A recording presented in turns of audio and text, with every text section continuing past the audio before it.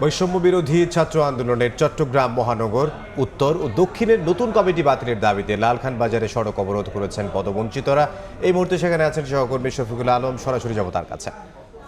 শফিক, গত রাতে বৈষম্য বিরোধী ছাত্র আন্দোলনের চট্টগ্রাম মহানগর উত্তর এবং দক্ষিণের কমিটি ঘোষণা করা হয়েছিল। সেই ঘোষণা বাতিলের দাবিতে, সেই কমিটি বাতিলের দাবিতে রাস্তা অবরোধ করে রেখেছেন বৈষম্য শিক্ষার্থীদের একটি অংশ, যারা আসলে পদবঞ্চিত হয়েছেন তাদের একটি অংশ, এবং যারা পদ নিয়ে সন্তুষ্ট না তারা এই যে বৈষম্য শিক্ষার্থীদের যে আন্দোলনের সড়ক অবরোধের কারণে কিন্তু দীর্ঘ প্রায় 3 থেকে 4 কিলোমিটার এলাকা জুড়ে যানজটের সৃষ্টি হয়েছে, এবং তারা কিনা রাস্তায় বসে সেই প্রায় আধা ঘন্টা থেকে 1 ঘন্টা থেকে সেই অবরোধ কর্মসূচি পালন করে। গতকালকে কিন্তু প্রায় 317 জনের উত্তরে দক্ষিণ এবং মহানগর কমিটি দিয়েছে। সেই কমিটি বাতিলের দাবিতে সকাল 11:30টার দিকে যারা বঞ্চিত হয়েছেন এবং যারা সন্তুষ্ট না তারা কিন্তু আন্দোলন শুরু করেন, এবং চট্টগ্রামের 11:30টার দিকে চট্টগ্রাম প্রেস ক্লাবে তারা সংবাদ সম্মেলন করেন।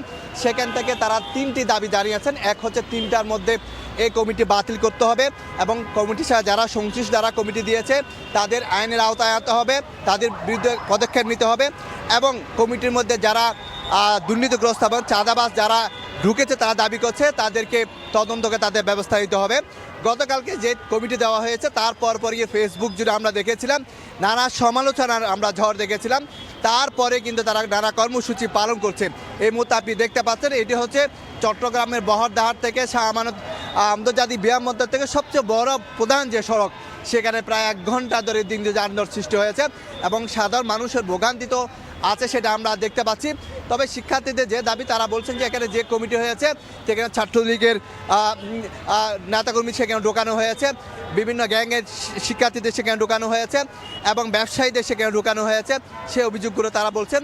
এবং তারা বলছেন যারা যে 24-এ যে স্পিরিট সেটিকে অবহেলা করা হচ্ছে, এবং যারা মূল কমিটির সাথে প্রথম থেকে এবং জুন থেকে যারা আন্দোলনের সাথে সম্পৃক্ত সেরকম শিক্ষার্থীরা এই কমিটির মধ্যে নাই।